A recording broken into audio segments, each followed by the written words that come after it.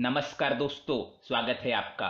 दोस्तों, ऐसा कौन है जो अपने जीवन में सफल होना या धनवान होना नहीं चाहता।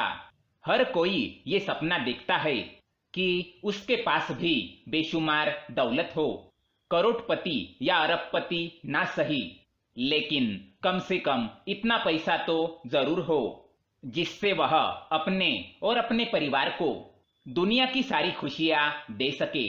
अच्छा खाना, अच्छे कपड़े, गाड़ी या खुद का घर भी चाहते हैं और उसके लिए प्रयत्न और मेहनत भी करते हैं। दोस्तों, हम में से कई लोग ऐसे होते हैं जिन्हें पैसा कमाने के लिए बहुत परिश्रम करना पड़ता है। कुछ लोग ऐसे होते हैं जिन्हें मेहनत करने के बावजूद कमाया हुआ पैसा कम पड़ता है, और कई लोग ऐसे भी होते हैं जो चाहे जितना भी पैसा कमा लेते हैं पर उनके पास पैसा टिकता नहीं है। वहीं पर कुछ लोग इतने खुशकिस्मत भी होते हैं जिन्हें अपने पुरखों की धन दौलत विरासत में मिली होती है या परिवार का जमा जमाया व्यवसाय होता है, तो उन्हें पैसा कमाने के लिए ज्यादा मेहनत नहीं करनी पड़ती, लेकिन हाँ, उस विरासत को संभाल कर रखने के लिए मेहनत करनी ही पड़ती है, नहीं तो मिला हुआ सब कुछ बर्बाद हो सकता है।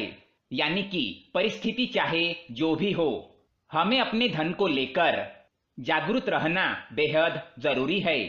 दोस्तों, आज हम व्यक्ति के उस परिस्थिति पर बात करेंगे जिसमें वह पैसा तो पर्याप्त मात्रा में या फिर आवश्यकता से अधिक कमा लेता है, लेकिन उसके पास वह पैसा नहीं टिकता और घर में हमेशा गरीबी की परिस्थिति बनी रहती है। आखिर ऐसा क्यों होता है? क्या कारण है कि मेहनत करने और पैसा कमाने के बावजूद आपको हमेशा पैसे की तंगी रहती है? तो दोस्तों, हो सकता है कि आपके जाने अनजाने में कुछ ऐसी गलतियां हो रही होंगी जिनकी वजह से आपके घर में गरीबी की स्थिति बनी रहती है। ये गलतियां हमारी आदतों की वजह से भी हो सकती है और ये भी हो सकता है इसके पीछे का कारण वास्तु दोष हो। जी हाँ दोस्तों, यदि लगातार परिवार में गरीबी की स्थिति बनी रहती है तो इसके पीछे वास्तु दोष भी एक कारण हो सकता है।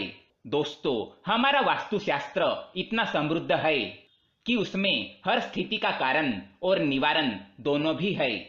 वास्तु यानी स्थान जहां हम दिन रात रहते हैं, काम करते हैं, खाते हैं, पीते हैं, सोते जागते हैं और अन्य कई महत्वपूर्ण कार्य करते हैं। हर स्थान का एक अतिरिक्त रक्षक या मालिक होता है जिसे वास्तु पुरुष कहते हैं। वास्तु पुरुष ने वास्तु संबंधित कुछ नियम बनाए हैं जिनका पालन करना अनिवार्य है। वह हमारे प्रत्येक क्रियाकलाप पर दृष्टि जमाए होता है और उसके नियमानुसार न चलने पर उसका दंड भी देता है। कहने का तात्पर्य यह है दोस्तों कि कहीं ना कहीं आपके गरीबी के पीछे का कारण वास्तु दोष भी हो सकता है। निश्चित रूप से ही आपसे कुछ ना कुछ ऐसी गलतियां हो रही होंगी जिन्हें वास्तुशास्त्र में निषेध माना गया है। चलिए जान लेते हैं ऐसी गलतियों के बारे में। पहली गलती, घर में पूजा पाठ के नियमों का पालन न करना। दोस्तों, हम इस बात पर कभी गौर नहीं करते, परंतु यह कोई साधारण या सामान्य बात नहीं है।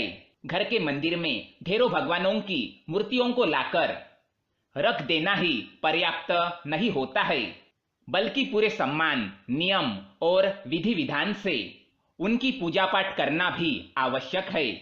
प्रत्येक देवता की उपासना करने की विधि और उन्हें अर्पित करने की सामग्री भी अलग अलग होती है और हम कभी भी इस बात पर ध्यान नहीं देते हैं और सभी देवताओं की एक ही विधि से पूजा करते हैं। इसका अशुभ फल देखने को मिलता है। जैसे गणेश जी और शिव जी को तुलसी के पत्ते चढ़ाना वर्जित है और कई बार हम ये गलती कर बैठते हैं। किन्हीं भी दो भगवानों का मुख एक दूसरे के सामने ना हो। इसी प्रकार लक्ष्मी जी के साथ यदि विष्णु जी की पूजा न की जाए तो लक्ष्मी जी हमसे रूठ जाती है। वास्तुशास्त्र के अनुसार तो कई बातें ऐसी है जिन्हें समझना और पालन करना अनिवार्य होता है, जैसे आपके पूजा घर की दिशा और यहाँ तक कि पूजा की सामग्री रखने की दिशा निश्चित होती है। इन बातों के विषय में हमने समय समय पर आपको विस्तृत जानकारी दी है। इन नियमों का पालन ना करने पर भगवान हम पर अप्रसन्न हो जाते हैं, जिससे घर में नकारात्मकता बढ़ जाती है और इसका असर मुख्य रूप से हमारी आर्थिक स्थिति पर पड़ता है। यदि आप भी इन बातों पर ध्यान नहीं रखते हैं तो हो सकता है यह भी आपके गरीबी का कारण हो। दूसरी बात, झाड़ू का अपमान करना। दोस्तों, हम आपको कई बार बता चुके हैं कि झाड़ू धन की देवी लक्ष्मी जी का रूप है, इसलिए घर के सदस्यों को भी झाड़ू को नमस्कार करना चाहिए। झाड़ू का अनादर करना लक्ष्मी जी के अनादर करने के बराबर है। अतः वास्तुशास्त्र में भी झाड़ू के रख रखाव में अपनाई जाने वाली सावधानियों के बारे में विस्तार पूर्वक बताया गया है। यहाँ तक कि वास्तुशास्त्र के अनुसार घर में झाड़ू लगाने के समय से लेकर झाड़ू खरीदने तथा पुरानी झाड़ू को घर से बाहर फेंकने के नियम है तथा दिन भी सुनिश्चित है। इनका अवश्य ध्यान रखिए।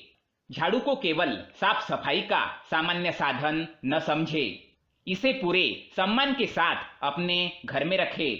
इसे पैर न लगाए, उसे ऐसी जगह पर छुपा के रखे जहां किसी बाहरी व्यक्ति की दृष्टि ना पड़े। झाड़ू को कचरे के डिब्बे में ना रखे और इससे कभी भी झूठन साफ ना करे। झाड़ू को दान में ना दे। लक्ष्मी जी को प्रसन्न करने के लिए कभी भी झाड़ू का अनादर ना करे। इसके अलावा दोस्तों, वास्तु पुरुष के अनुसार मनुष्यों को अपने बुजुर्गों का सम्मान अवश्य करना चाहिए।